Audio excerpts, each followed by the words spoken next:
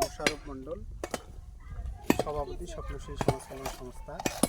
তো আজকে আমরা কবির মাহমুদ বলতে মধ্য কবির মাহমুদ খাঙ্কা শরীফ থেকে ধল্লা ব্রিজ রোডে একটি রাস্তা সংস্কার কাজে আসছি।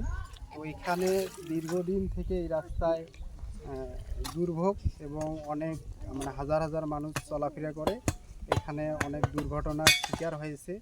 তো এই কারণে আমরা স্বপ্নশ্রী সমাজ কল্যাণ সংস্থার উদ্যোগে বা অর্থায়নে আমরা এই কাজটি সংস্কার করতে আসছি এবং জনপ্রতিনিধিকে অবহিত করা আছে, তারা এগিয়ে আসে নাই। এই কারণে আমরা আমাদের সংস্থার পক্ষ থেকে আমরা এই কাজটি সংস্কার করতে আসছি।